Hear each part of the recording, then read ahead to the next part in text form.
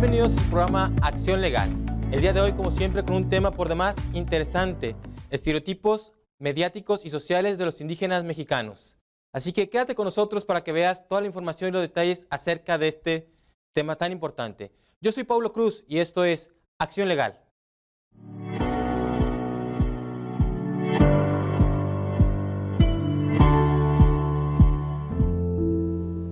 De acuerdo a la abolición de la esclavitud ordenada por don Miguel Hidalgo y Costilla, el 19 de octubre de 1810, sería el primer impulso a la eliminación de actitudes y acciones que afectan el ejercicio de los derechos y las libertades debido a prejuicios, estereotipos y estigmas en todos los ámbitos de la sociedad. Hoy en día todavía se vive el abuso y la discriminación a personas de origen étnico.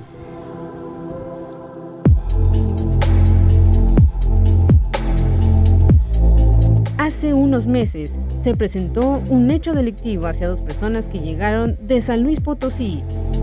Se subieron a un taxi que los llevaría desde la central de autobuses hacia el Parque de la Alameda. Al llegar a su destino, el taxista les cobró una cantidad de 1,000 pesos, cuando normalmente el costo es de 35. El chofer los obligó dejando los seguros puestos, asegurando que la central de autobuses no permitía abrir el coche hasta que los pasajeros fueron obligados a pagar los 1,000 pesos.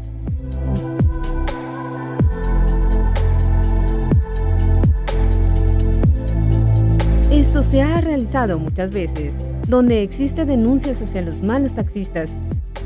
Desde la Alameda cobran 100 pesos por pasajero tan solo por su apariencia y pese a recorrer distancias muy cortas. Por supuesto, no podemos generalizar a todos los operadores de taxistas, porque también existen los operadores de taxistas que son honestos, que trabajan de buena manera. A ellos hay que respetarlos.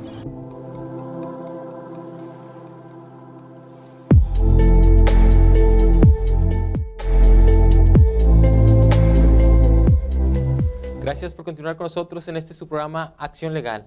El día de hoy tenemos un tema por demás interesante: estereotipos mediáticos y sociales de los indígenas mexicanos. Y qué mejor para hablarnos de este tema que un especialista, el doctor Felipe de Jesús Marañón. Doctor, bienvenido. Muchas gracias, gracias por la invitación. Gracias a usted por acompañarnos. Y bueno, quisiera que nos hablara, para iniciar, de ese estudio que usted realizó en el año 2012 acerca de este tema. Bueno, es un estudio sobre el análisis de los estereotipos mediáticos en la televisión local y nacional, local en Nuevo León, en Monterrey, y lo que hicimos fue tratar de identificar cuáles eran los estereotipos que se presentaban tanto en las telenovelas como en los programas unitarios precisamente de los indígenas. Qué interesante. En el comunicado nos decía al respecto que se veía lo que se refleja en la televisión a raíz de esta investigación. Entendemos estereotipo y muchas veces lo relacionamos como algo negativo, pero no necesariamente es así. ¿Nos podría hablar al respecto? Sí, desde un punto de vista mercadológico, el estereotipo nos sirve para poder segmentar tanto a quién le vamos a dirigir qué mensaje, cómo lo vamos a realizar. Lo malo, lo negativo que tiene el estereotipo es la connotación que nosotros le damos. Cómo asociamos precisamente el estereotipo, en este caso de un indígena, con algo negativo, con una persona que no tiene cultura, con una persona que no sabe expresarse, que no sabe hablar, que no sabe relacionarse con los demás. Entonces ahí es cuando el estereotipo cobra esta connotación negativa. Y hablando del aspecto físico o el concepto que se tiene de belleza en cuanto a un estereotipo, ¿cómo afecta esto? Nosotros, sobre todo en México, estamos muy acostumbrados a tener este estereotipo de belleza de una persona con determinada estatura, determinada forma del cuerpo, sobre todo el color de piel. Entre más clara es el color de piel, se asume que la persona es mucho más bonita o mucho más bella, es mucho más atractiva. El color de los ojos, la forma de la cara, la forma incluso en la que se habla, que no tenga ningún tono como se podría decir coloquialmente, chistoso o diferente a la forma en la que nosotros hablamos. Entonces todos estos elementos nos van a llevar a un concepto de belleza que tal vez sea más de países europeos o incluso de nuestro vecino de Estados Unidos y menos realmente mexicano o latino.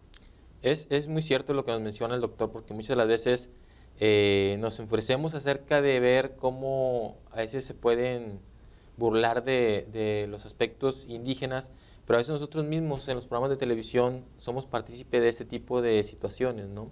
O sea, aquí lo importante sería identificar muy bien que aunque se utilice a veces ciertas características para un comediante puede ser, no necesariamente es lo que en la vida real tenemos que captar del concepto de estereotipo de un indígena.